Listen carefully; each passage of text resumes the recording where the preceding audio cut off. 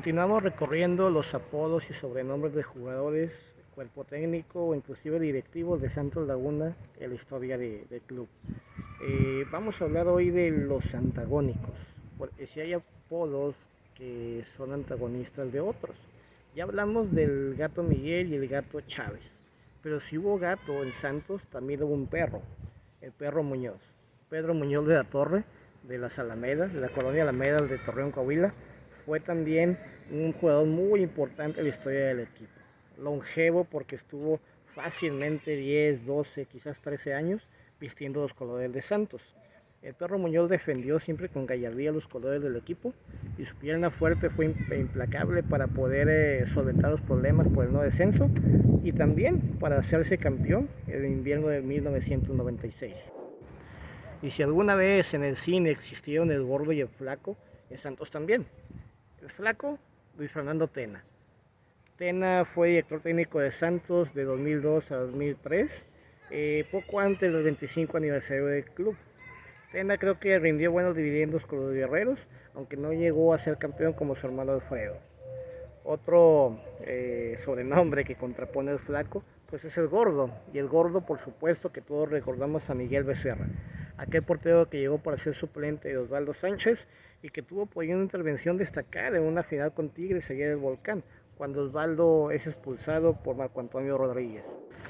Y también hay un par de jugadores cuyo sobrenombre puede ser un sinónimo, porque recordemos al avión, Néstor Calderón. Calderón fue, creo que, una pieza muy importante en Santos y poco valuada. Calderón estuvo interviniendo en campeonatos para Santos Laguna. Anotó el penal decisivo en aquel campeón de campeones 2015 para vencer a América. Anotó aquel golazo de medio campo en el Akron para derrotar a las Chivas 3-0 ahí en su casa y pasar a la final. Y por supuesto también anotó un gol en la final de Copa ante Puebla aquí en el Estadio Corona. El avión fue un mediocampista que lamentablemente está perdido ya fuera del fútbol profesional, cuando menos en primera división, pero que entregó mucho a Santos Laguna.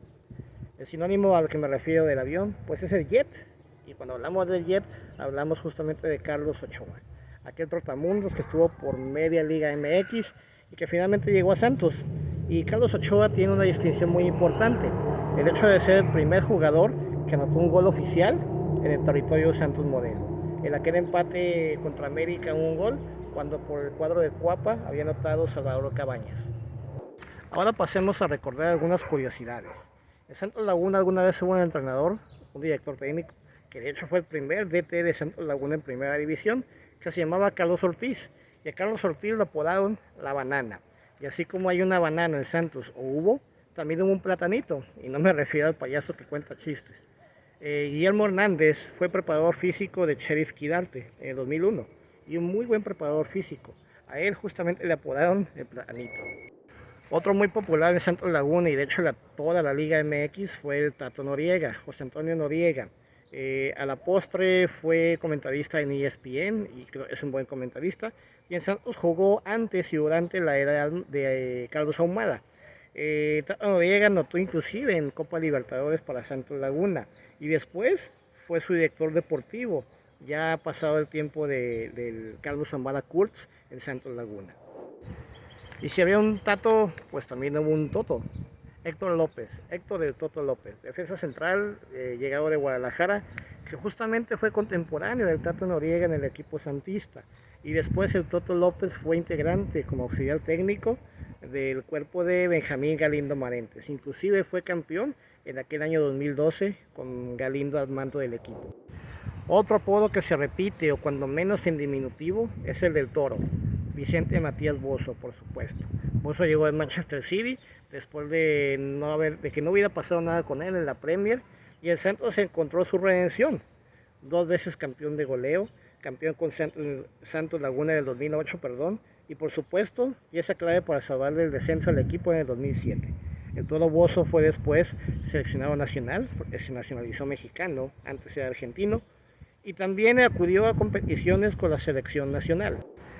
Matías es bien recordado en la afición lagunera, desde el día que entró a debutar con el equipo en aquel 5-5 contra Monterrey, aquí del Corona antiguo, hasta el día en que se subió a la Tribuna del Sol, cuando ya no había malla en el Estadio Corona, también viejito. Desde el día que Matías Bozo acuñó o hizo suyo el baile de Bozo Polar, que en media comarca lagunera lo bailaba, pero lamentablemente también en el día que falló aquel penal en Toluca, la tanda del Bicentenario 2010, donde Santos pudo haber tenido un campeonato más. Bozo está ligado a Santos como la historia misma de la comarca. Fue el anotador del último gol del viejo Corona y el primer anotador en el nuevo territorio Santos Modelo. El Torito Díaz, Félix de Jesús Díaz, fue un mediocampista paraguayo que llegó a Santos en 1990 y jugó hasta 1992. En aquellos años por el no descenso fue un aporte importante en el cuadro guerrero para evitar que Santos se fuera a segunda división. Y el Torito Díaz sigue ligado al mundo del fútbol. Después de estar en México regresó a su país natal, Paraguay, y está convertido en un director técnico aún vigente. Y finalmente en esta pequeña lista menciono dos apodos históricos de gente de alto volumen, el ruso y el turco. El ruso, por supuesto, nos referimos a Héctor Raimundo Adomaitis. Adomaitis llegó entre el 94, siendo un quinto extranjero, y desde el día que se paró de la banca en aquel juego contra América que se perdía 0-2, nunca más se volvió a sentar. Aquel día hizo pedazos la defensiva de Cuapa y Santos pudo darle la vuelta para ganar 4-2.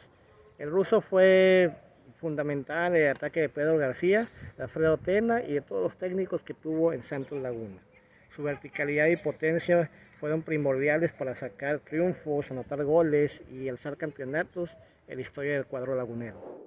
Hay muchas escenas y anécdotas para acordarnos de Russo Adomaitis. Una de ellas fue que la gente, además de Russo, le empezó a llamar la Yuri por su cabellera rubia y larga. Pero sobre todo aquel gol que le hace al Atlas a Osvaldo Sánchez, ni más ni menos, en el viejo Estadio Corona. En el primer partido de liguilla de Santos aquí en su casa. Zambrano se la levanta y el turco le mete todo el empeine para ponerle en el ángulo con un obús que ni Osvaldo ni nadie lo hubiera detenido. ¿Y qué decir del turco Apur? Antonio Apur Nieva. Llegó para Santos por ahí de la segunda vuelta de la 92-93, cuando Pablo Cratina dejó de funcionar. Entró Apur y desde el momento en que entró nos dimos cuenta de la calidad de mediocampista que llegaba de Boca Juniors. El turco de inmediato tomó la manija de medio campo, primero como armador y luego como contención. Obviamente recordamos el gol más hermoso en la historia de Santos Laguna, allá del Estadio Jalisco.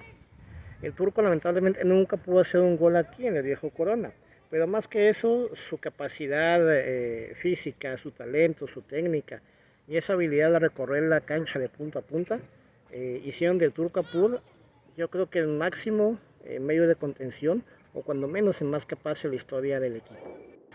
Ambos nombres, tanto el turco como el ruso, Héctor Adomaitis como Antonio Apur, están en lo más alto del Estadio Corona porque fueron ya entronizados como guerreros de honor. Una distinción muy adecuada al calibre de jugadores que hablamos. Si quieres continuar recordando los apodos, sobrenombres o motes de jugadores de Santos Laguna o exjugadores, por favor acude a la cuenta de Twitter de @rana_lepera, donde la rana, nuestro patrón, según ella, hace un recuento de 115 nombres, con apodos incluidos, de jugadores y exjugadores, como digo, así como personajes de la directiva del cuerpo técnico, a lo largo de la gran historia de Santos Laguna. Gracias por vernos. En la mesa de Rincón nos estamos hablando pronto. Hasta la próxima.